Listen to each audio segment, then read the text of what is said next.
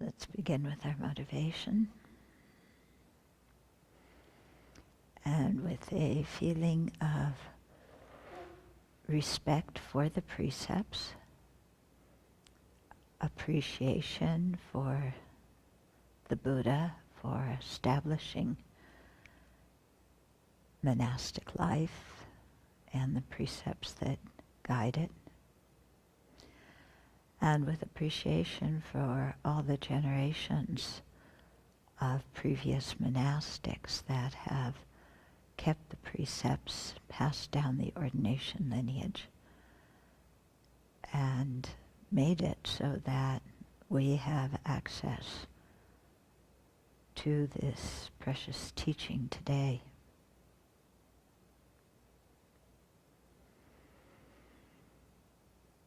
And so with a mind that takes up our responsibility to continue the teachings and the Vinaya and the monastic life for the benefit of future generations of people and more widely for all living beings, then let's listen to the teachings today.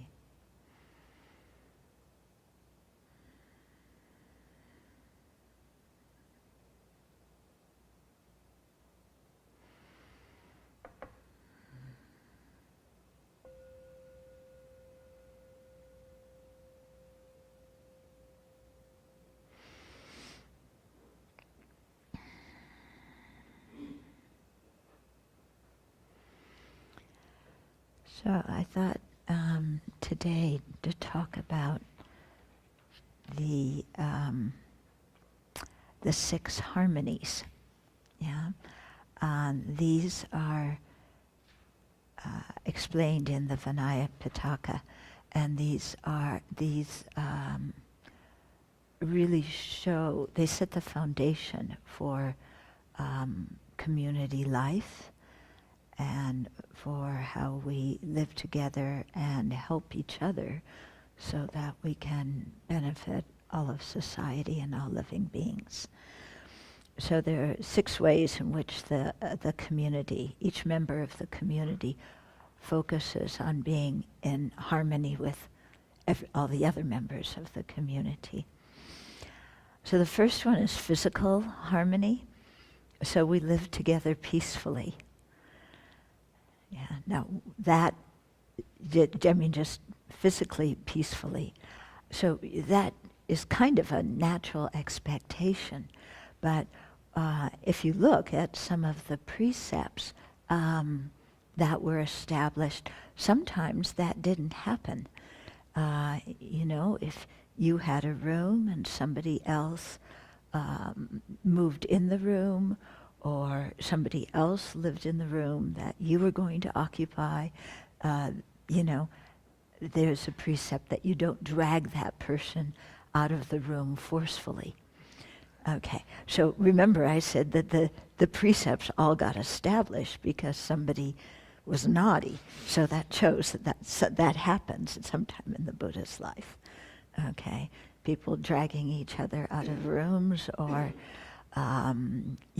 hitting each other, throwing things at each other, these kinds of things. So any kind of physical demonstration of unhappiness or anger is really to be abandoned, because it's difficult to live together peacefully if, on a basic physical level, you don't feel safe.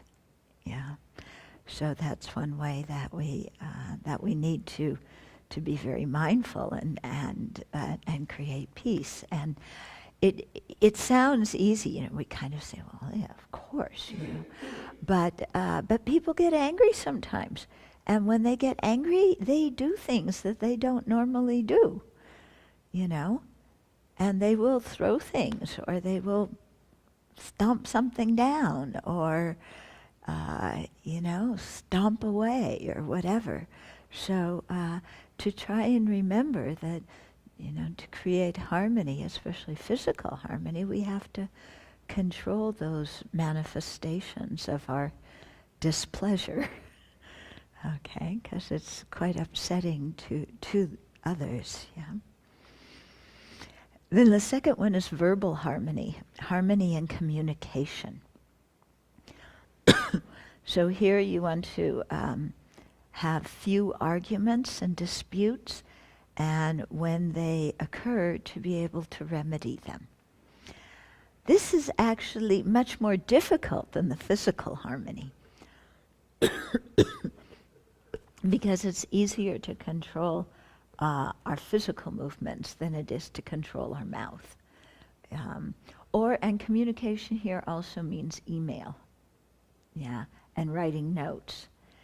And sometimes, we'll get ticked off by something. It'll come out of our mouth. It'll come out of our fingertips into the email. And, and then before long, you have the whole community really upset because, so-and-so angrily expressed this, and then those people are on that one side, and these people on this one side, and everybody's shocked that the person blew up like that, and, it's quite disturbing to everybody in the community. So it's really important when we have problems with other people that we learn good ways to work out the problems. So some problems that we have, we need to sit on the cushion with and really look at our own mind, our own anger or jealousy or arrogance, whatever it is, and work with our own mind. Other problems we need to go to the person who, we're having difficulties with and talk with them and see if we can iron things out. Very often what people do, worldly people do, is you talk to everybody but the person you have problems with. Yeah. So, you and I have some words about something, about how to do the dishes, this this thing that's really important about how you do the dishes and where you put the spatulas away. We have to get down to the really important things. And, so we have some difference of opinion about this. And I'm irritated because you told me to put the spatulas in a place where I don't think it's a good place to put the spatulas. And you also told me I don't do the dishes very well, which happens to be very true, but I don't want to hear it. Yeah. One time after a meditation course, I thought I would help at the center. And so I went in the kitchen to do some dishes. And after a while they said, why don't you go do something useful like lead a meditation course? Because you're not washing these dishes very well. So, so we have some trouble over the dishes and the spatulas, not to mention the ladles. Boy, the ladles, this is really big, If you put the ladles in with the spatulas, yeah, because you need the ladles when you serve, you need the spatulas when you cook. You can't put them in the same container. So, or in the same drawer. So we have some words. So what do? Instead of, we started out being upset about the spatulas and the ladles, okay? But pretty soon, that's not the issue anymore. Pretty soon, the issue is how you talk to me about the spatulas and the ladles. Okay? It's like you said to me, children, put the spatulas here and put the ladles there. And I don't like being talked to in that tone of voice. And how dare you talk to me like that? Do you think I'm a child? I need respect. You can't talk to me like this. And so I let you know that you can't talk to me, or what do you do talking to me like this? Who do you think you are? Okay, so, yeah, so for the topic ceases to be the spatulas and the ladles. The topic of the dispute has actually how we talk to each other. Okay? So, we had some words. Then what do? Is I go and talk to other people in the community, you know. And so Venerable, we should make up a name.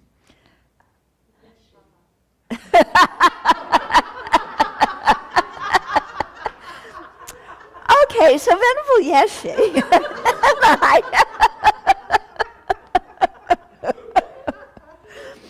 You know, we had this thing about the spatulas and the ladles and the way she talked to me. And of course, I answered back, and she didn't like the way I talked to her because she is in charge of the kitchen, and you need to listen to the person who's in charge of the kitchen. So I'm upset, she's upset. So what do?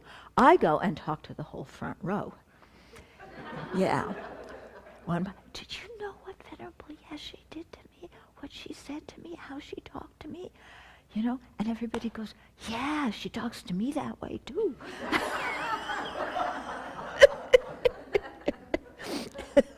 What are we going to do about her? She's always doing this. Then I get everybody on my side. Okay? Yeah, because we all agree that, well, yeah, she's a big problem. You know, of course, she's gone and she's talked to all the people in the second row. And said, Venerable children, she's working in the kitchen. She doesn't know where to put things, and I'm trying to help her, and all she does is she's so rude back to me and talks like this. And all of you go, yeah, we know. We've dealt with Venerable children too. She's very rude, and she's extremely bossy. So then the whole front row is on my side. The whole second row is on her side, you know. And do we live happily ever after? No.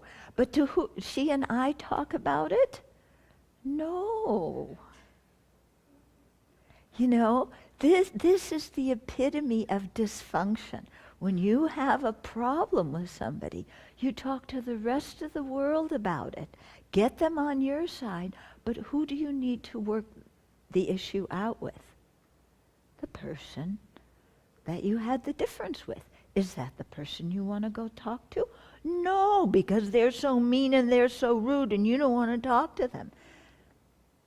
And anyway, you were mean and rude to them, and you might have to apologize. But I'm not going to do that because she did it first. Okay, we're very well practiced, those of us who had siblings. You know, I don't know, you only children, you know, what did you do? How did you practice? Oh, you practiced with your parents, yeah. Okay. Yeah. Yeah, but those of us who have siblings, it's my brother's fault, it's my sister's fault. They started it. Have you remembered that? Yeah? And they did? Yeah, definitely they did. Definitely, yeah. Yeah. Yeah. So, so this verbal disharmony does not create a very good atmosphere. Yeah. So in our community, we started studying nonviolent communication, Marshall Rosenberg's technique, which is very, very helpful. Yeah, because in this technique, you try and identify your feelings and what you need, but without relating your feelings and your needs to the other person. In other words, it's not, I feel angry because you did blah, blah, blah, blah. No, you don't add the because you did blah, blah, blah. It's just, I feel angry. And I need respect from you because you're always treating me so rudely. No, you don't add that last part. You just say, I need respect. So I feel angry because I need respect. This communicates much better to the other person because you're only talking about yourself. And you're not putting them in the equation at all. They didn't cause it. Having the respect or whatever it is you need, you don't have to rely on them specifically to give it to you. You're just communicating your feelings and your needs in the situation. that makes it so much easier for the other person to listen. And if the other person is smart, then they can hear it, and they help you talk through it. And they may say, oh, you feel angry, because you need good communication. Oh, and then the other person, yeah, I do need good communication. But, if I said to Venerable Yeshe, I need, just leaving out her, and I say, I'm angry because I need respect. And she says back to me, yeah, you're angry because you acted like a jerk this morning. That's not going to help. Or, yeah, you're angry and you need respect. Well, how about respecting me first? That's not going to work very well either. I'm not going to respond to that. But if she says, oh, you're angry because you need respect and cooperation, then I'll go, yeah, you're getting it. Yeah. And then if she says something similar to me, and I respond in a similar way, just talking about the other person's feelings and needs, then it makes for much better communication that way. Yeah. So there's this whole technique that Marshall Rosenberg's taught. So we have classes on it, and we discuss it. We try and use it in our daily communications, and it's very, very helpful because if it's really important with verbal disputes to solve them as soon as possible. Either resolve it in your own mind and let it go, or talk about it with the other person using NVC. But if it stays, like even from one day to the next, it really starts permeating the whole community, yeah, because you have two people who are, and we live together all the time. It's like 24/7. So, you're walking around and it's like, good morning. What did I do wrong? Well, you didn't do anything wrong. They're mad at somebody else. But, you get mad at one person, so why not be mad at the whole world? That's the way we are, isn't it? We're mad at one person. We're in a bad mood. So we get mad at the whole world. Then we walk around.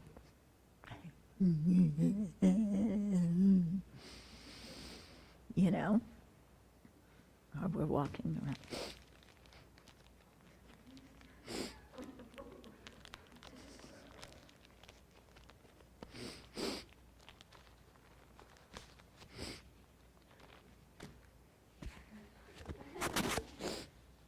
Venerable Yeshe told me off again.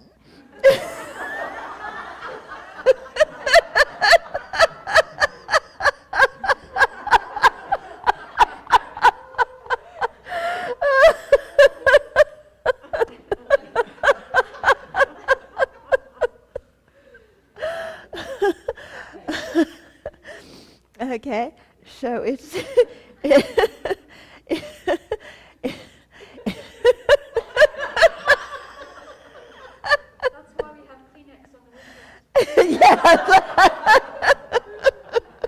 yeah, buy stock in the Kleenex company. It'll go up.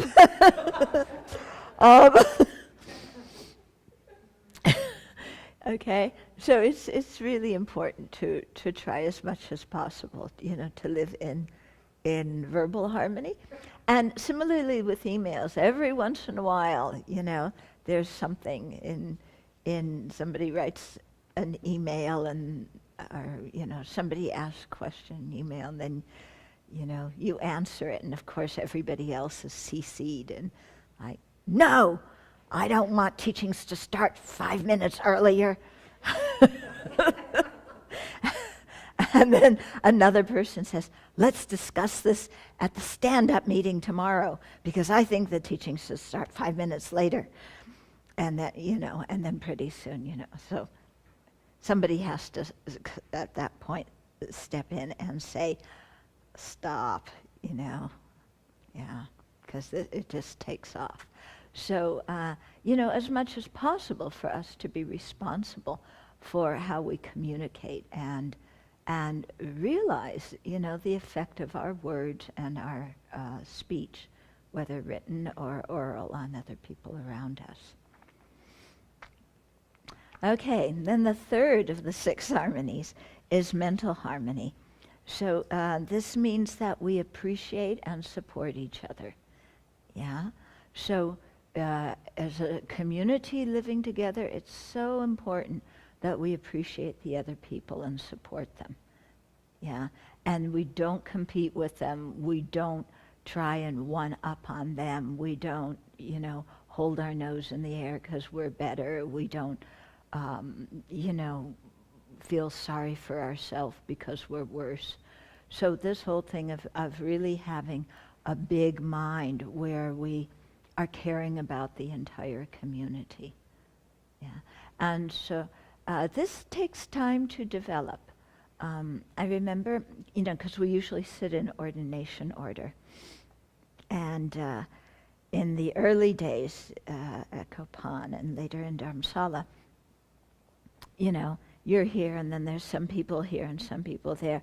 And so I remember sitting here and looking up the line. It's like picking faults with every person up the line, basically because I was jealous of them because they could do things that I couldn't, and they spoke Tibetan or they knew more or whatever. So I was jealous, so what did I do? They also did this. And the same thing, the people lower down on the line, they also did things better than me. That was jealous. But, I'm senior to you, and, so, yeah, you do that wrong, and you do that wrong, and you do that. And so the upshot of all of that is I'm the best Sangha member here. And how does that help create harmony in a community? It doesn't. It doesn't even create harmony in our own mind. Yeah. And so I remember years later noting a change in myself when I could actually look up the line and really rejoice in the things that the seniors had done, and that I didn't do or I couldn't do or whatever. It didn't matter, but I had come to see that we all contribute in our own way. And everybody has their own talents, everybody has their own karma, everybody has their own ability, and I don't need to compare myself to anybody else. What I can do instead is look at what they can do and really rejoice. And then look down the line and do the same thing. Yeah? And that makes your mind so much happier when you live in community, when you can look at what everybody else does there and say, that's wonderful. Yeah? They have an ability that I don't, and they can contribute to the community, they can contribute to the existence of the Dharma in a wonderful way, and I'm glad they have that ability because I can't do that. I would be totally lost. Yeah? So there's the something that I excel in. I do that, but I really rejoice in what other people excel in too, and realize that we need everybody's contribution together. Okay? And similarly, even when it comes to practice, I don't need to, look and like, okay, who can sit in cross-legged position long time, and they can sit longer than me, or the big one is the teacher pays more attention to them and the teacher ignores me. You find this one at Dharma centers, Mamma Mia, it's awful. It's totally awful. Everybody jostling, because I want to be close to the teacher and you get out of here, and, and the teacher says, bring me a cup of, literally, bring me a cup of tea. And he said to me, bring me a cup of tea. And I go in the kitchen and get out of here because I'm bringing the teacher a cup of tea, And I want to bring it, and you can't. I don't care if you're the teacher's cook. I'm bringing the cup of tea, This kind of attitude. It's true, isn't it? Yeah? And just, just seeking teachers' attention and it's awful, you know. So that kind of thing is something to really abandon. It doesn't make for good community life. Yeah.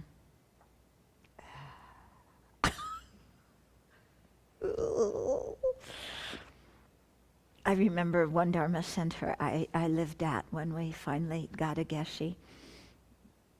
Then, you know, everybody wanted to work. He lived in a little cabin, you know. Everybody wanted to work in the valletta, in the cabin, with the geshe and wash the geshe's dishes and clean the floor, you know, vacuum the floor and, you know, even do the toilet and everything like that. Everybody wanted to work in there to serve the geshe, yeah. But to work in the general kitchen for all the disciples who were learning from the geshe, nobody wanted to do that. Yeah, dirty dishes are dirty dishes, but the geshe's dirty dishes are special, and I want to watch them because then I'll be in the geshe's cabin and pick up the good vibes. But I don't want to work, and I might see him, and he might give me something, or he might say some nice words to me. But I don't want to work in the general kitchen with all the other disciples because they're all so creepy. Yeah. And I mean, this kind of attitude, and it was awful, totally awful. Okay, so you know, to really try and have a mind that is appreciative and supportive of what everybody else in the community does, yeah, instead of jealous and competitive. Yeah. Oh, then it was awful. Oh, all these memories are flooding back. Yeah. Yeah. You know, one time I was asked to lead a course at Tushita, and so yeah, I was leading this course, and I had to teach and stuff. Meanwhile, Khyentse Zopa Rinpoche was there, and he would ask people to come in his room and do Lama Chupa in the morning with him, and that was like at 4:15. And I had to, you know, be with the people in the course starting around, I don't know, 5:30 or 6, something like that. Anyway, I was like too exhausted, you know, and I wanted so much to go to Rinpoche's room. It was incredible sitting. He had this small room, you know, and so like 5 or 6 of us would squish in, and you're doing Lama Chopa and visualizing the gurus in front of you, and there he is really in front of you. And, you know, and it's like, I want to go in there and do Lama Chopa, but I have to teach these other people. You know, but so-and-so and so-and-so and so-and-so and so-and-so, they get to go in, you know, because they don't have to do the thing that I'm doing. But they get to go in, and they're always the ones who get to sit in the room and do Lama Chopa with Rinpoche, and I never get to because I always have a job to do.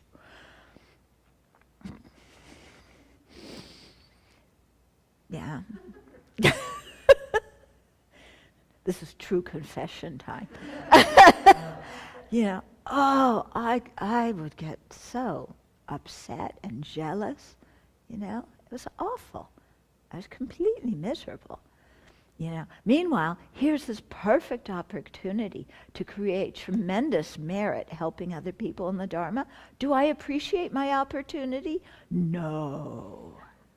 I see it as a burden, you know. What I want to do instead is I want to be the groupie around the guru. Yeah.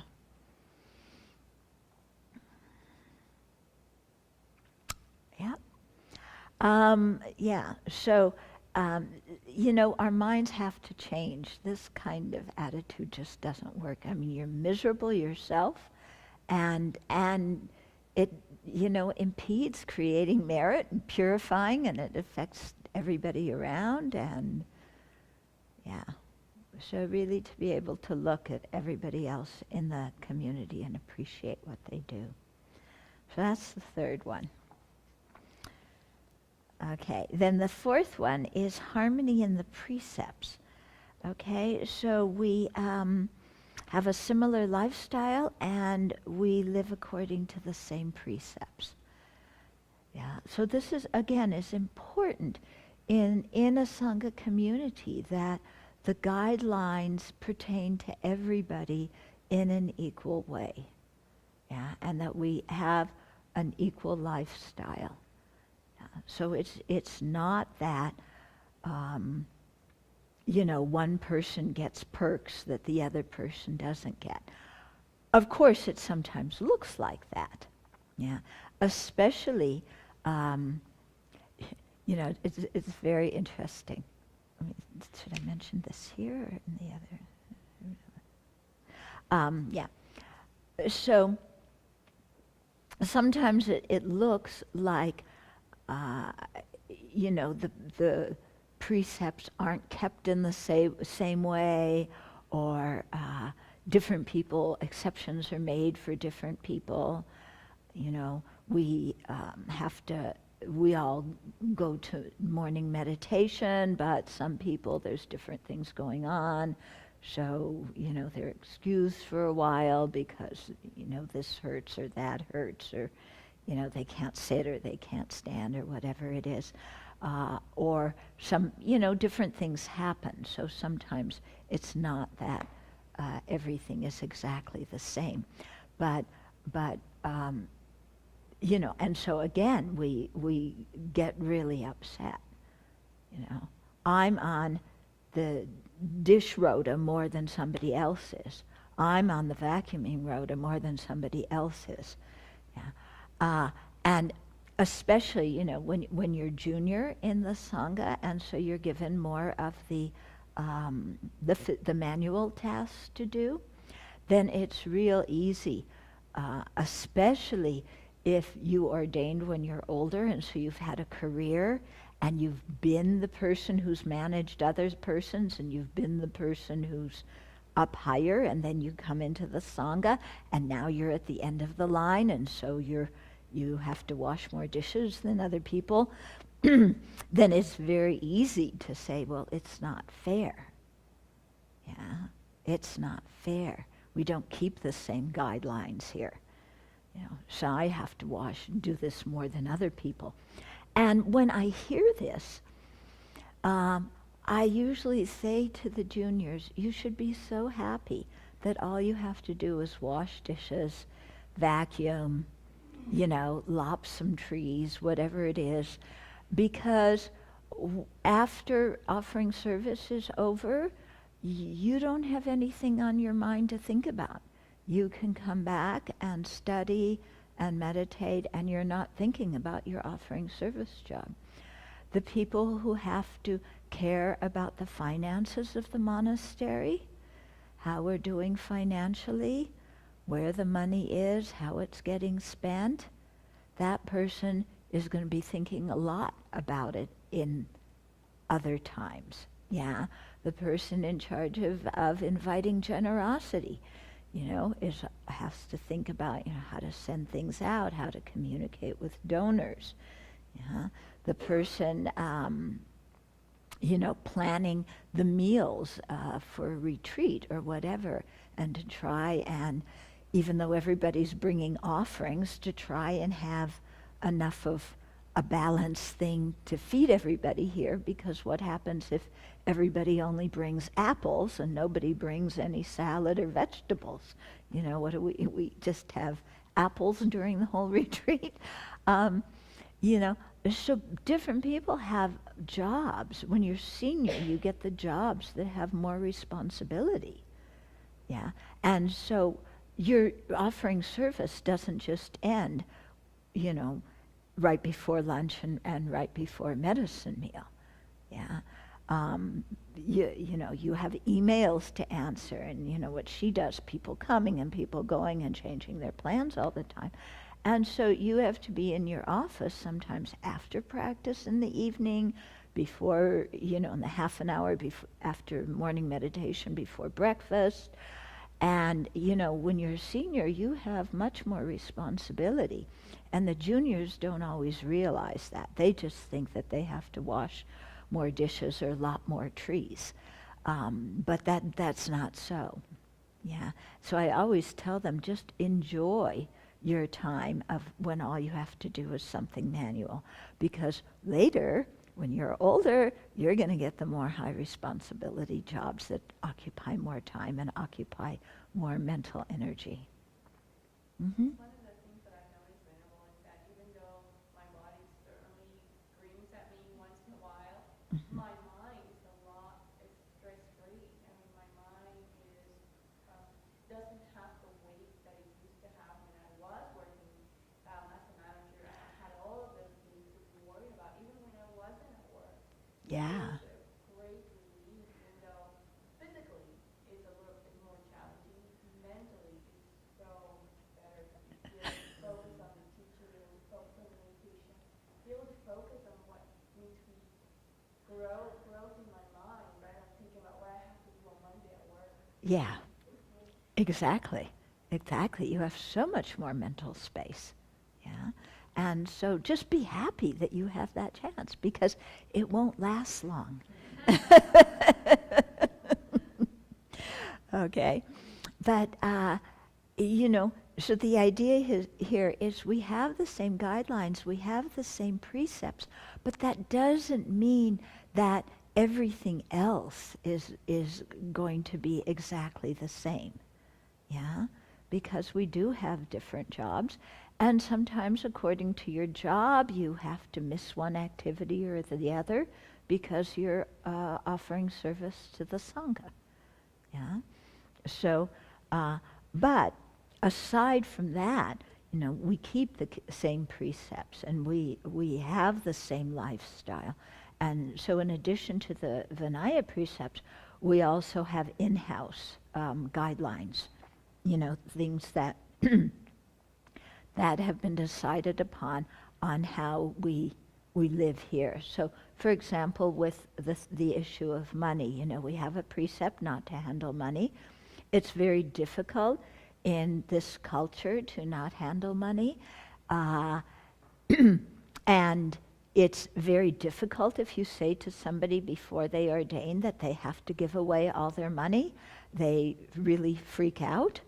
And actually, one other monastery, they warned me. They said, don't ask people to do that, because if somebody stays in the monastery for a couple of years and then afterwards they leave, because Americans like to sue other people, they could sue you for lost wages and say that you made them give up all their money before they entered the monastery, so don't do that. So yeah, that made sense to me. I mean, in ancient India at the Buddhist time, money was not used a lot. You know, it was much more of a barter system. So that wasn't an issue. And, you know, at the Buddhist time, you didn't have to pay for Social Security. You didn't have to cover health. You know, dental care was, you know, you just went and the barber pulled out the teeth and the tooth, you know. Seriously, even in India today, you can see it sometimes in the bazaar. Somebody's pulling a tooth. And, yeah, seriously. Believe me. I know, believe me.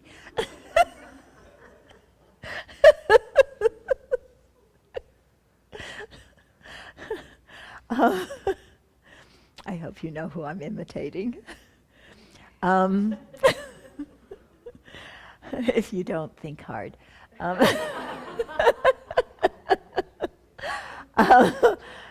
Yeah, so where was I? Besides the barber pulling your tooth out.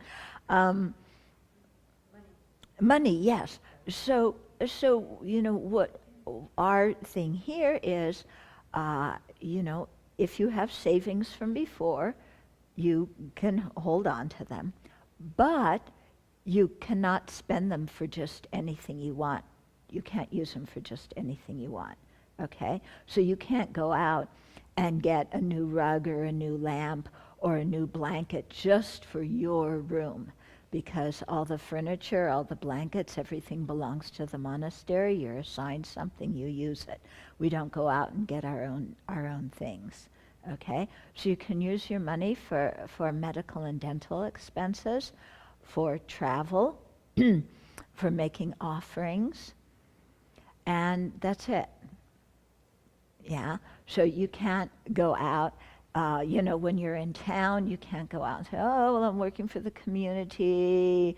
Let's stop by McDonald's and get some of my favorite garbage food. No, you can't even spend your money on food when you're outside the monastery. You take food with you. It's like, okay, bread and cheese again. Yeah. But, so we have these in-house guidelines, that we follow, that pertain to everybody, okay?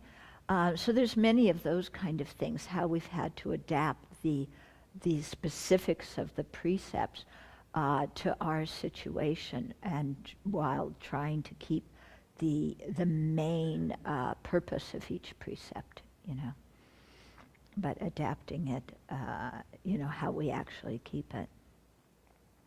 So there's many of these kinds of things. So to keep harmony in the community, everybody abides by these same kind of precepts, the precepts in the Vinaya and the in-house guidelines.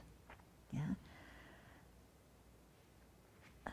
Okay. And we live the same lifestyle. So so every spring, people have to change rooms, because all the rooms aren't the same. And so somebody can, I got this really nice room. I have a bigger room. This is really nice. No, because everybody changes rooms. You have a room for 1 year, and then the rooms all get rotated. Some years you may have a roommate, some years you may not. It depends, how many Sangha we live here, how many bedrooms we have, what's going on. Yeah. So it isn't like you have your room and you set up your empire in your room. Yeah. So our empire gets reduced to our puja table. Not this one, but the one in the hall. Yeah. Everybody has their own little empire in the puja table. We used to have bigger tables. They had bigger empires. Then we made the tables smaller, so they're like this. People were not so happy, because, you have to have your own tissue and your own container of water. You can't bring tea in, but water, and your mala, and your own little private altar, because the Buddha in front of you isn't good enough. So you have your own private altar, with your special teachers and your texts, and everything is laid out very nicely in the colors you like, with the kind of brocade fabric you like on your puja table. And you have your little empire. Yeah? Until I come along.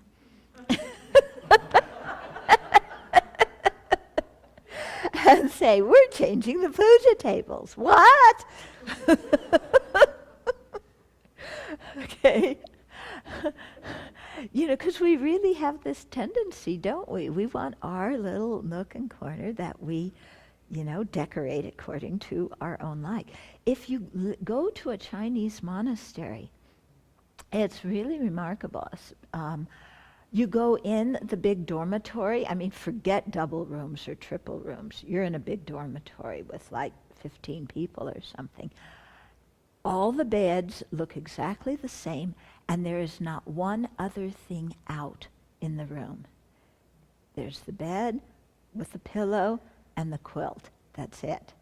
You have your own locker, and everything goes in your locker. Yeah. So even on your bed, you can't have your own favorite pillowcase. Yeah, the ones with the flowers on it that your mother gave you when you were 3 years old. You can't have that. Everybody looks exactly the same.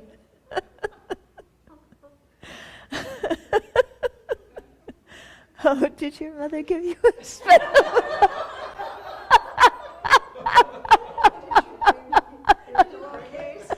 Yeah.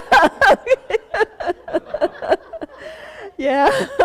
Well, don't worry, you're in good company. You had, what was it? You had a rug. A rug that I hooked when I was 12. Yeah. And when we had to transfer rooms, she was taking that rug with her. No. So, there has to be some kind of equality in it, and the Chinese really do that to an extreme. Our friends at Sravasti, at Shasta Abbey, yeah, you live 6 years. 6 years. You live in the meditation hall, so you meditate in the same place where you sleep. Again, you have a locker, a cabinet in front. You take your mattress out, put it on the floor.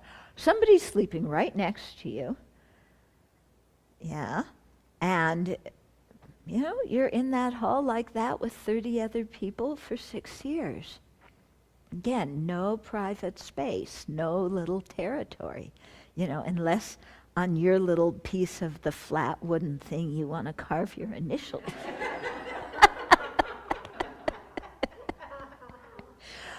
But they better be BDS, Buddha, Dharma, Sangha. Otherwise somebody's going to say, what are you doing,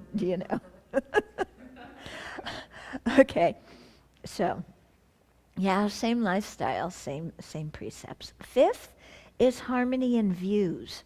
So we share the same beliefs. We share the same worldview. Yeah, we all are learning and adopting and integrating our mind with the Buddhist worldview. Yeah, so we talk about rebirth, we talk about karma, we talk about emptiness and bodhicitta. Yeah, nobody here is going to talk about God and praying to God. Yeah, nobody's going to talk about a savior swooping down and rescuing you. We're not going to talk about whether our kitchen should be kosher or not.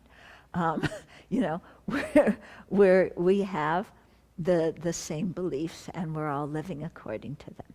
Now, of course, not everybody has the same degree of conviction in certain of the Buddhist, certain aspects of the Buddhist worldview. So some people may still be, contemplating rebirth, wondering about it, checking it out. Other people may feel completely comfortable with the idea of rebirth. So, there's going to be difference within that. But the way we speak, the view, the worldview that we have is all pretty much going in the same direction. Okay? And that's important because if it isn't, if you have somebody coming in the community who says, wow, I went on my 2 weeks away and I went to this crystal course and I think crystals are great. We really need to practice crystals at the Abbey. They're so potent, they're so powerful, So let's have a crystal class every week. Forget about Thursday night teachings on Precious Garland.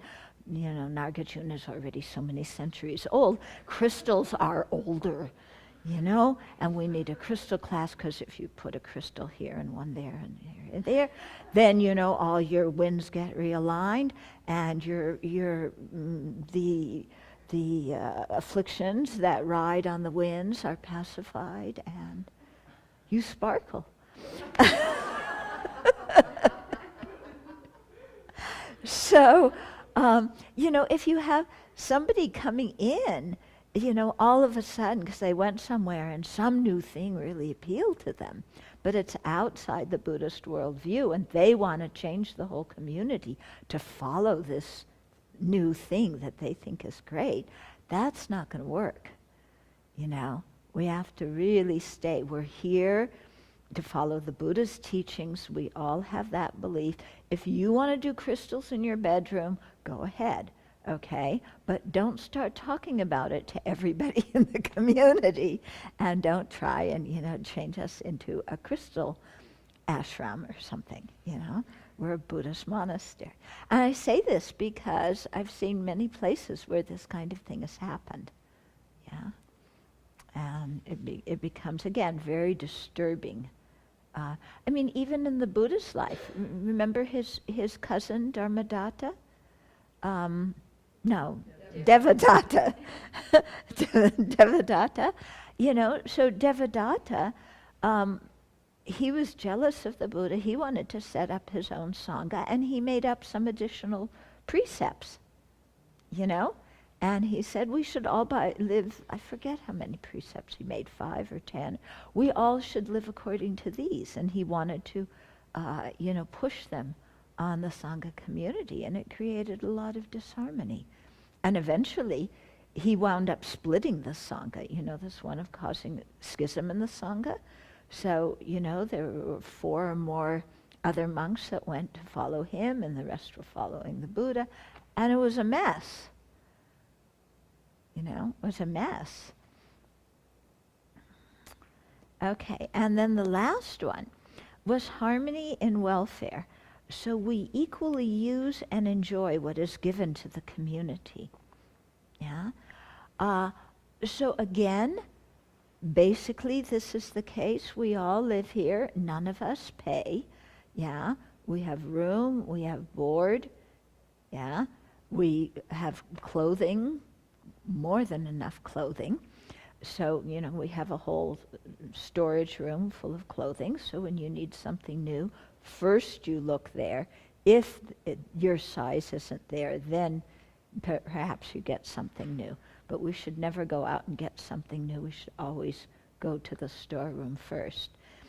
Actually, during one of our ordinations here, when one of the Chinese nuns had come to be with part of the ordination group, and she said to me, "Oh, that new nun has brand new robes. You know, in our temple, everybody wears. You know, when you ordain, when you're a junior, you wear old robes, not new robes." And I said, "Yeah, that's really the best way to do it. It's just we don't have anything in that person's size right now." Yeah.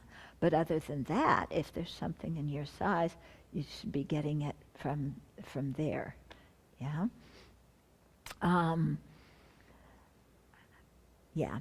So, so the money that is offered to the community gets used for everybody equally. Yeah. If somebody comes here and they don't have any savings from before for medical things, the community helps them out. But if you have savings from before, then you use that money. So it's equal, you know, in that everybody sponsors themselves. But if you don't have anything, of course the monastery is going to help you. The monastery covers,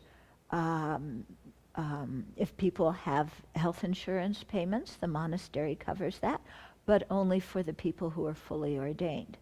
Why? Because the people who, the lay people and the anagarikas and even the novices, were not sure that how long they're going to be here, because they're still exploring things, they're still getting their feet on the ground. And so as a monastery, we can't support their health insurance things because we just don't have the funds to be able to do that. So we say, okay, until you become fully ordained, then you cover all your own health insurance. Yeah. We happen to have a very good state program here, so it's not very much money. Yeah. Okay, but we try and share things equally. That, of course, doesn't always work out. Yeah, sometimes I think it happened, sometimes people offer something that doesn't have gluten, and so then only the people who don't eat gluten can eat it. Sometimes people offer something that does have gluten, then only the people who eat gluten can use it, can eat it. So, there's going to be some kind of discrepancy like that, but I don't, that, we can't say to benefactors, if you bring something without gluten, you also have to bring something with gluten. Or if you bring something with gluten, you also have to bring something. We can't say that to the benefactors. Whatever they give, they give. Okay, but whatever there is, we share it equally. Yeah? And we try and live a simple lifestyle. Yeah? Sometimes a benefactor might give something to a specific individual. Uh-huh. Yeah, sometimes it may happen. We try and be careful about this kind of thing. There was a time some years ago when some of the people in Spokane wanted to kind of have their own monastic that they're responsible for, their own one that they have a special connection with. And when they proposed that to us, I said no, because that, then some people have a special benefactor and other people don't. So some people get all kinds of new things. They don't have to go in the closet over there and take out used robes. They get new robes, new sweaters, So that doesn't make for a good feeling. It's much better when things are really equal. It sometimes happens that somebody may notice that somebody's shoes are really falling apart, and they may say to a specific monastic, can I help you get some new shoes? So if that person's really in need, they tell the whole community, and then that person can get them the new shoes. Yeah. Sometimes people may say, I'd like to buy you this and that, but you have to check if you really need it or not. Or if you're just getting a new thing because you want a new thing, because your other thing that you've had for a whole year, you'll put that in the closet and get something new. No, if you have what you need, you say, thank you very much, I have what I need. If you see somebody else who needs something, you may say, but so-and-so, I see in the winter, doesn't have a really warm jacket, And sometimes that person may want to do that.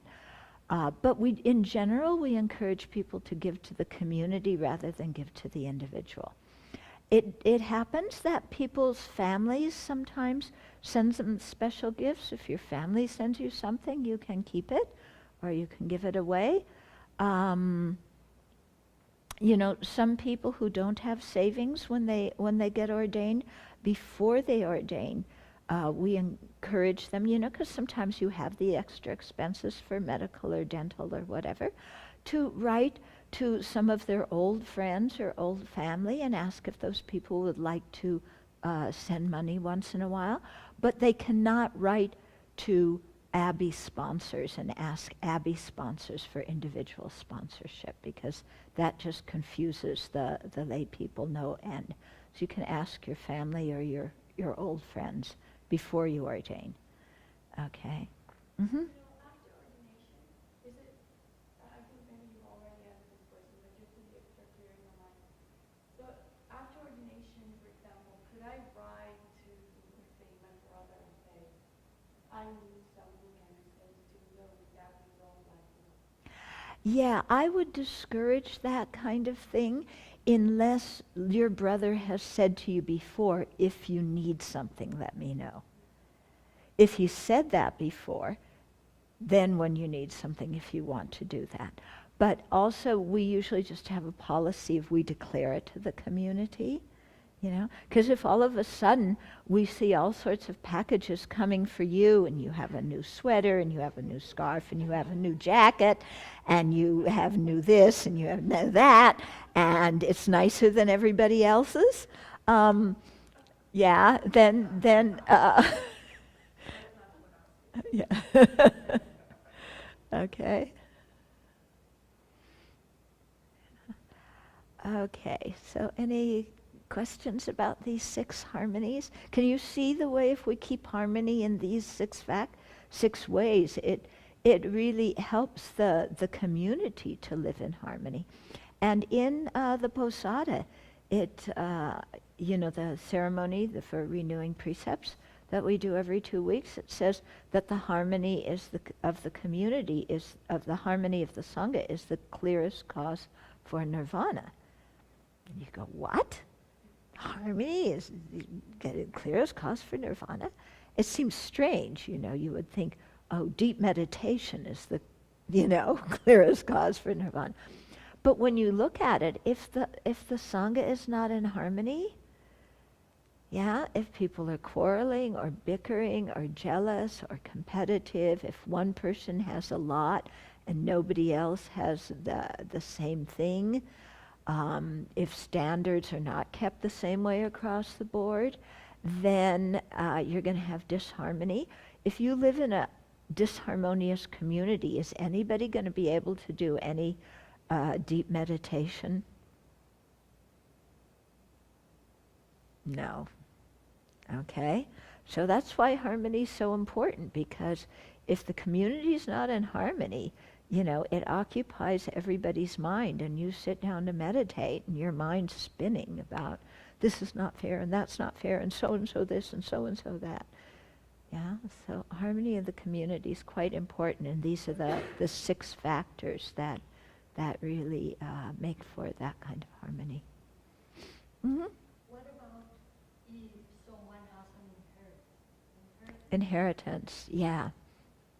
Okay. You can accept your inheritance. If you want, you can only use it for those certain things. Okay. It depends, I think, too, what form your inheritance comes in and how much the inheritance is. If you inherit $2 million, I would suggest, giving some of that away. If you inherit something more modest, again, it's good to, like Nagarjuna encouraged the king to give things away. There's one person who had an inheritance and gave it up, and so the siblings send some donations to the Abbey to kind of make up for that. So there's different ways to do it. But, even if you have a lot of money, you can't have special perks. You can't have special perks where you have nicer things than everybody else.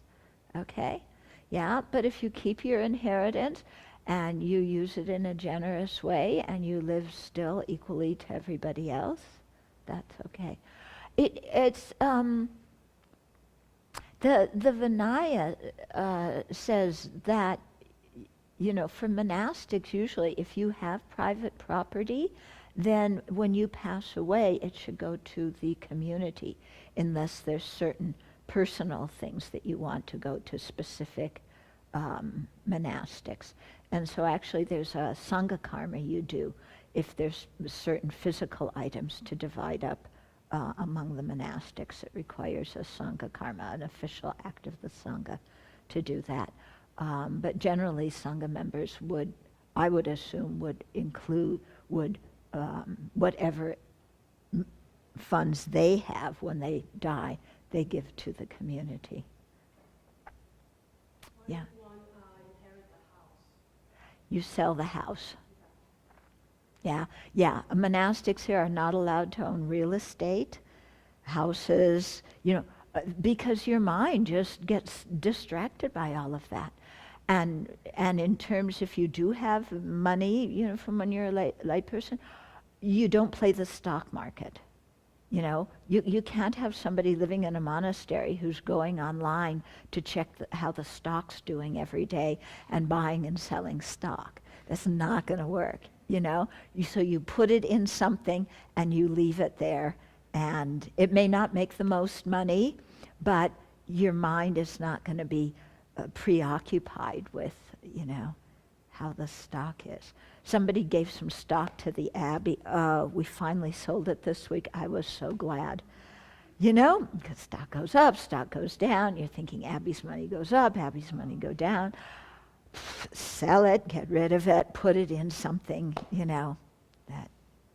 I think the other important piece in this community in particular is our advance directives and our wills, so that when the time of death, Yeah. we're very specific about who's going to be there, what practices, and who does get whatever savings we have, rather than our family coming in and having a we have Yeah. advanced directives, we have our medical power of attorney people, and we also have our wills lined out. Yeah. Yeah, because that's the last thing you want is for somebody's family to come in and say, I'm their next of kin. I want all their money, the $5 left from, that they have. Yeah. I mean, you don't want any fights with the family. If, we would just give it to them. But, we should, I think, as just practical people in the society, advance medical directives, legal power of attorney. If you're incapacitated, you can't access things for yourself, appoint somebody else to do so, your will, then everything's here, it's signed, it's legal, there's no fuss. Yeah. Well, I'm remembering something from the Teachers Code of Ethics in Alberta, and it was very, very helpful.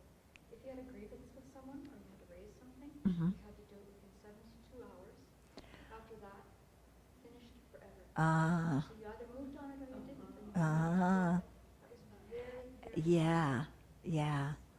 So grievance policy where you have to say something or let it go within 72 hours. Yeah. Mm-hmm. If you want to become a monastic, you would go to Anagarika. Where in the process you should, let's say, you want to have a house, when do they have to get rid of the house? When you become an anagarika, I would say, maybe.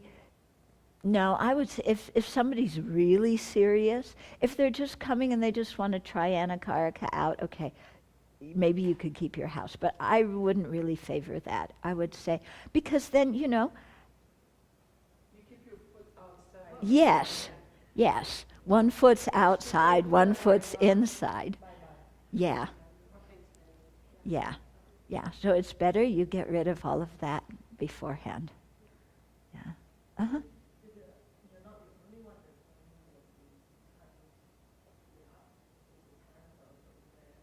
Oh, so you own a house but your parents are living in it? Or, yeah. Mm. Yeah. I mean, I would say as much as possible to resolve that and free your mind from it so that, if something breaks in the house, they take care of it and whatever. You don't have to worry about something broke in the house. I'm living here. The house is in Singapore. What do I do? And how do I get the money to them for do that? And it's really, to have all of that settled beforehand is so much more helpful for your own mind.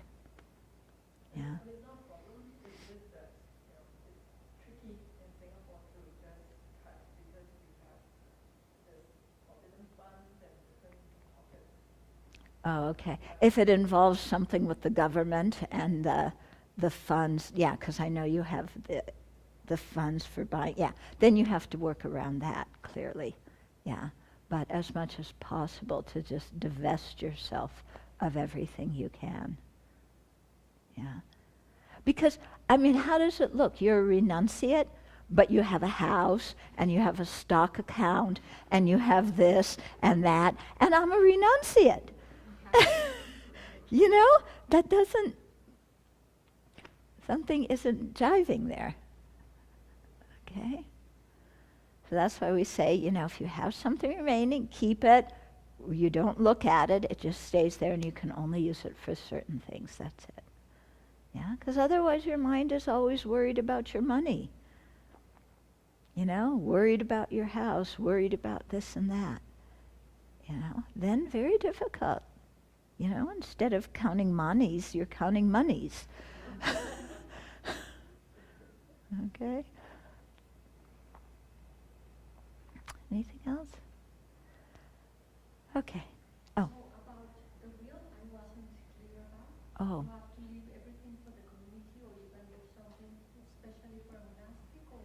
Oh, if there's like personal things, like I have a Buddha statue on my altar that's my personal statue and I want so-and-so to have it, then you leave it to that person. or my shemdop that I've worn for 15 years that's so precious, I want so-and-so to have it, I'm not making that a law. I cannot, we cannot tell anybody what you have to do this with your money. Yeah. But I would say, as a renunciate, you are cherishing Sangha above family. Yeah.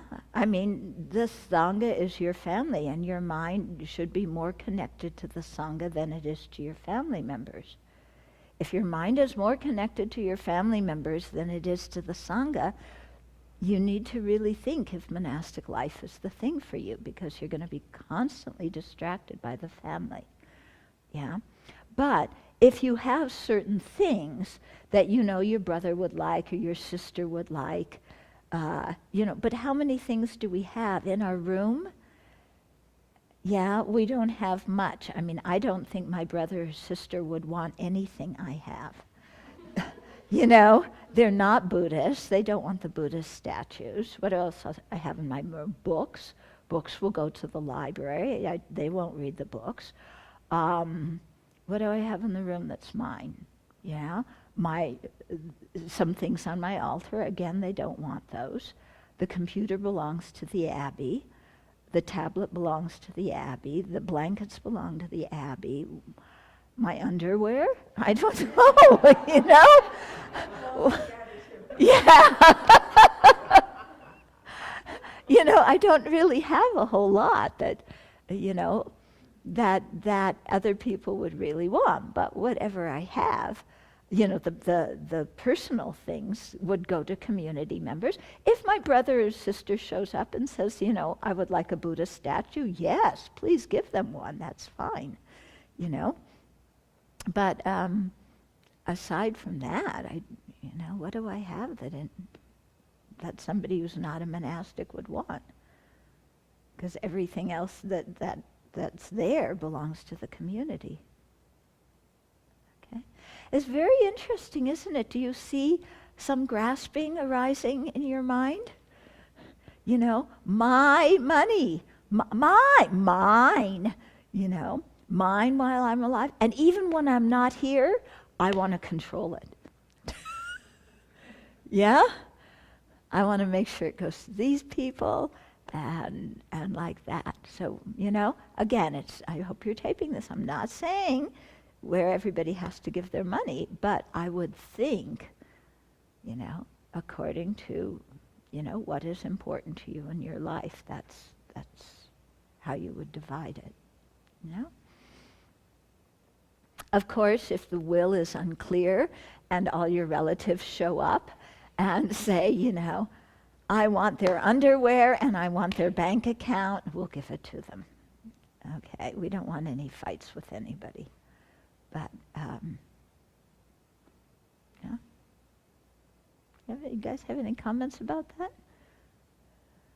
The thing that I would add is that if you have a certain amount and all that, what I understood from what was said, maybe you have a sister or brother and you want them to have a part of it, it's okay. Just do your will, give yourself to your father, your brother, your sister, or whatever, and you keep an account, an amount for you so you can travel and pay for teachings, whatever you want, and make sure that too, when you die, it's clear where it's going. Yeah. So are you saying, like, if you want your family to have something, give it to them now? Yeah. Yeah.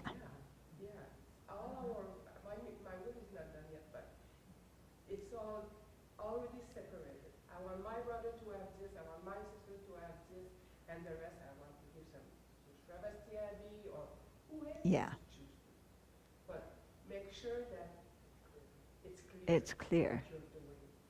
Because when you're here and something happens, oh my God, then the Abbey is going to have to deal with it and all the problems. Right.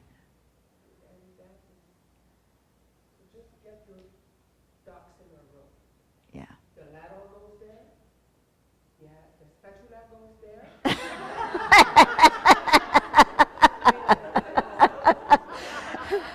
last transmission. Yes.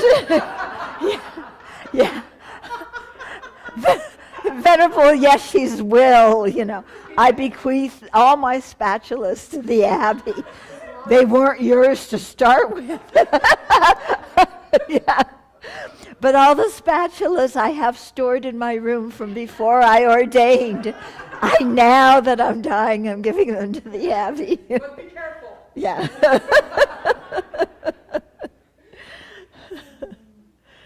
Okay. So, any other comments, questions? And it's good to, when you do move to the Abbey, there's a few little pieces that you put in a box up in the wall. Old photographs, whatever get rid of as much as possible, because it sits up there and then the mice get into it, Then you open up the box, you go, oh, I forgot I had this. Yeah. Especially pictures, really let go Yeah. of most of your photos, except for ones that you want to keep most of, your family and stuff, but everything else, or it just goes up in the barn and you just. Yeah, because at the beginning, when we were a few people, then people would bring, when they moved here, lots of stuff. Things would go up in the barn. And then remember one year we cleaned out the barn and it was like, oh God. So then after that, it's like, okay, get rid of it. And nothing goes in the barn unless it's something really special. And we realize that we're so attached to it. And for years, we don't even think about it. But when it's time to throw them out, no, it's mine. But we never get at it. Yeah, We just collect dust. Well, yeah. it's mine. Yeah, it's so strange the way our minds work, isn't it? Yeah. I don't want to open that box right now. Yeah. Yeah. When you shared that you have been so poor and such that you even haven't been worried about giving a little bit of donation for the beggars and such. Mm-hmm. Those kind of experiences are very worthwhile to Mhm. make as practitioners, as serious practitioners. So not being restricted by having all kinds of material things and money in your backpack, rather than really turning your mind to practice. Yeah. Yeah. And it doesn't look very becoming, when you travel somewhere to teachings and you have all this nice stuff that's nicer than everybody else's, and and you bring 15 bags with you when you're going somewhere for 2 weeks of teachings. It's not helpful for your mind, and it's not helpful for other people. Hmm? Yeah.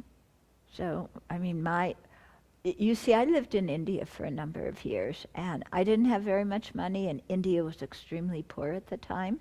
And so you used everything until it completely wore out. And you saved everything. Yeah? And so that made a very strong impression on me. And so sometimes when I see people wanting to throw things away, it's like, no, that's still useful. Mm-hmm.